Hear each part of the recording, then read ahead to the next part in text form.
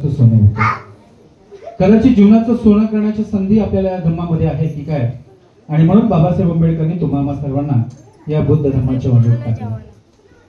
संत कबीर म्हणतात की माणूस ज्यावेळी जन्माला येतो त्यावेळी तो स्वतः रडतो आणि जगदुनिया असते. तो रडतो याचं कारण असं असतं, आईच्या कुशीतून तो बाहेर येतो आणि मला स्वतःला आता सगळे कष्ट करावे लागतील म्हणून तो रडतो. मात्र जीवनाचं एक अंग आहे की जन्मापासून ते मृत्यूपर्यंतच्या मधल्या या आयुष्यामध्ये माणूस त्याचं जीवन व्यतीत करत असताना शेवटचा जो श्वास तो घेतो, तर त्या शेवटच्या श्वासामध्ये त्याचं जगणं असं असलं पाहिजे की हसता हसता मरण आलं पाहिजे आणि लोकांना रडलं पाहिजे, आणि असं जगणं म्हणजे जीवन आहे. आणि म्हणून हे जीवन जगताना अनेक लोक आपापल्या पद्धतीमध्ये जीवन जगत असताना आपण पाहतो आपल्या सगळ्यांना हात आहेत, पाय आहेत, डोळे आहेत, सगळ्यांना सारखेच आहेत, परंतु माणसं सारखीच आहेत का? काही माणसं दानशूर आहेत, काही माणसं कुचकट आहेत, काही माणसं क्रूर आहेत, काही माणसं मायाळू आहेत, काही माणसं दयाळू आहेत, तर काही माणसांना इतरांबद्दल आपुलकी आहे. हे मानवी स्वभाव आहेत. आणि म्हणूनच की काय, एक व्यक्ती एका गुरुकडे गेला आणि त्यांना तो म्हणाला की गुरुजी माझं ते महत्व काय, प्रत्येकाला एक महत्व असतं. गुरुजी म्हणाले ठीक आहे, प्रत्येकाला एक महत्व आहे, तुला एक दगड देतो, हा दगड घेऊन जा, या दगडाच्या माध्यमातून तुला तुझं महत्व कळेल. तो व्यक्ती तो दगड घेऊन बाजारात गेला. त्याला फक्त एवढंच सांगितलं होतं, तू दगड घेऊन जाताना हा दगड विकायचा नाही, हा दगड फक्त दाखवायचा, त्याची किंमत किती आहे ती पाहायची, आणि तो दगड अजिबात विकायचा नाही. तो व्यक्ती ते एका संत्री विकणाऱ्या व्यक्तीकडे गेला. त्या संत्री विकणाऱ्या व्यक्तीने तो दगड पाहिला आणि तो म्हणाला मी याच्यावर 10 संत्री तुला देईल, हा दगड तुम्हाला दे.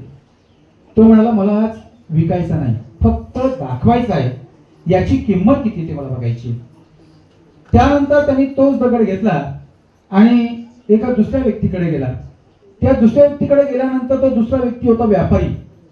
त्या व्यापाऱ्याला सांगितलं अरे तुझ्याकडे भाजीपाला आहे, या भाजीपाल्यामध्ये हा जर मी तुला दगड द्यायचा प्रयत्न केला तर दगडाची किंमत किती असेल. तो म्हणाला 1 पोत बटाटे देईन, एवढीच या दगडाची किंमत आहे. तुला ठीक आहे, काय हरकत नाही. त्यानंतर तो तसाच चालत पुढे गेला. त्याला एक सोनाराचं दुकान दिसलं. सोनाराला त्याने तो दगड दाखवला. सोनार म्हणाला की या दगडाची किंमत 50,000 रुपये देईन, त्यापेक्षा जास्त या दगडाची किंमत मी देणार नाही. तुझं ठीक आहे, काय हरकत नाही, माझ्या गुरुने फक्त या दगडाची किंमत मला पाहायची आहे, किती आहे. साधासा दगड बघा, दगड साधा आहे पण त्याची किंमत बघा, प्रत्येक व्यक्ती कसा कसा करत चाललाय. आणि मग त्याच्याच बाजूला एक जवाहीर रत्न जडित असं ज्याच्याकडे आहे अशा व्यक्तीकडे तो दगड घेऊन गेला.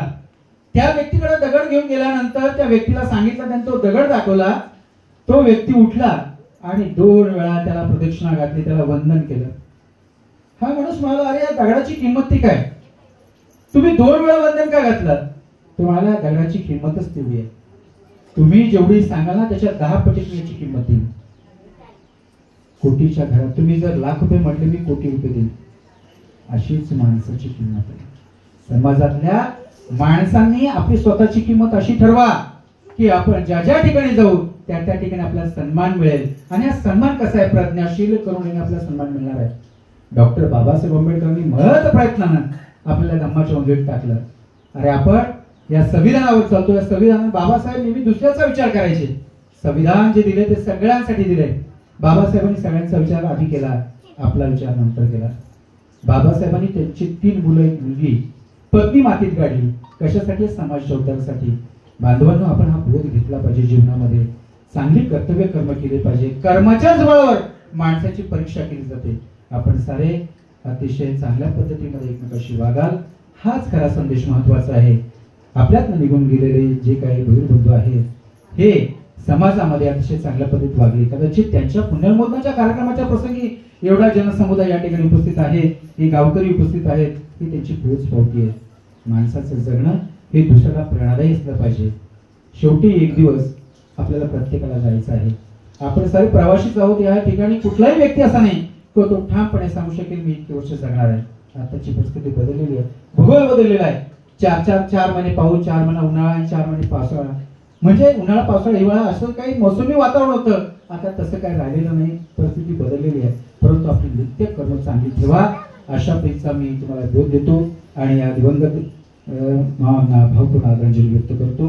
मी भारतीय बौद्ध महासभा शहापूर तालुक्याचा संस्कार सचिव तसेच अंधाडीतील माझा गायकवाड परिवार या भोईर परिवाराच्या दुःखात सहभागी आहे। आताच थोड्या दिवसामध्ये या ठिकाणी नोव्हेंबर महिन्यामध्ये आपल्याकडे बाल श्रामण शिबिर आयोजित केलेलं आहे, श्रामण शिबिर आयोजित केलेलं आहे। आपण नक्की त्या ठिकाणी भेट द्याल आणि धम्माची जी काही धम्मगाथा आहे ही अतिशय चांगल्या पद्धतीने आत्मसात कराल असं मला वाटतं। आपल्या सगळ्यांचं कल्याण हो, मंगल हो ही मंगलमयची भावना व्यक्त करतो आणि या ठिकाणी थांबतो। जय भीम, नमो बुद्धाय। धन्यवाद गुरुजी।